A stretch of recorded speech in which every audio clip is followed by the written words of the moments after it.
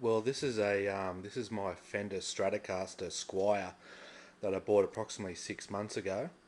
I've given it the full relic treatment, inside and out. Basically, I just want to show you what I done and how I done it. I think we might start off with the actual wear marks. Now, these wear marks are quite specific to each guitar and to each guitar player. The way I done it was I got 1200 wet and dry and just basically sanded that down. But what I found is that even with 1200 wet and dry, you still had sanding marks left over. Now the thing was is that I didn't really want to have those marks left over, so I just used some ultra fine iron wool or steel wool, and it found that it really cleaned it up. And also I got very fine detail from it too.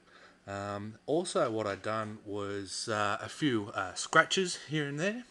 I used basically the tip of a Phillips head screwdriver, fairly fine, and it just gave the appearance of the fine scratches that you get over the years of playing and mucking around with it. What I also did is I used it as a surfboard across some fairly fine stones and pebbles on the outside. It might be a little bit difficult to see, but you can actually you actually get a nice scratched and mottled effect from it. And it turned out pretty cool. It looks pretty good. I'm pretty happy with the finish that gave too. Now I'll just show the back of it for you. This is the back. Now I know a lot of people, they do a lot of belt scratches and stuff like that, but basically all I did was kept it fairly simple. Here's a more finer detail of the pebble scratches that I got. As you can see, it turned out quite authentic. There's a couple of dints and scratches that I put in. Now I did that with basically just the butt end of the screwdriver. As you can see, I was pretty happy with the finish. I'd done a few wear marks along the back here too.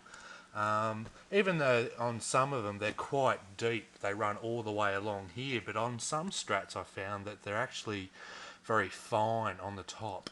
Now I'll just swing it around again. We've also got the plastic. Now the thing was that I found on the internet that everybody was saying, oh yeah, throw it in coffee for a couple of days and see how you go. Well, I put the plasticware in coffee for 4 days out in the sun, and I think it's just the plastic from hell. It didn't even oxidize or stain or anything. I was pretty disappointed. So what I did is I just put it, same thing, bit of wet and dry, bit of steel wool, and gradually just dirtied it up from playing.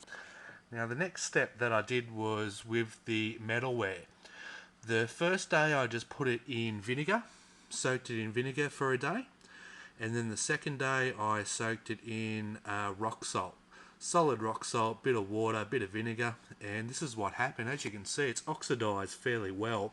It's greened up, it's rusted, totally usable, so it hasn't affected the actual playability of the guitar whatsoever.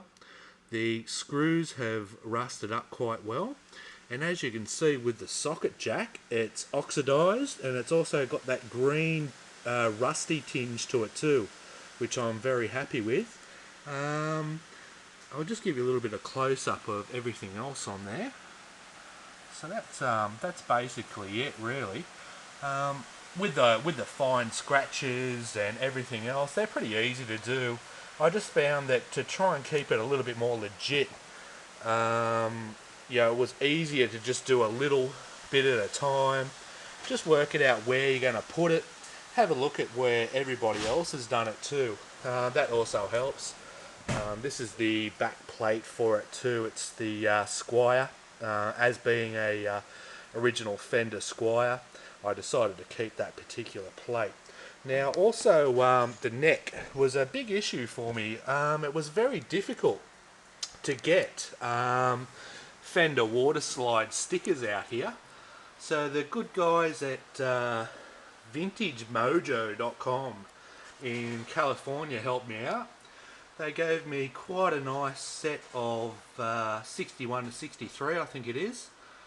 Fender waterside set. You get two of them, as you can see, with the contoured body sticker. Mate, it worked pretty well. Very good quality. I was very happy.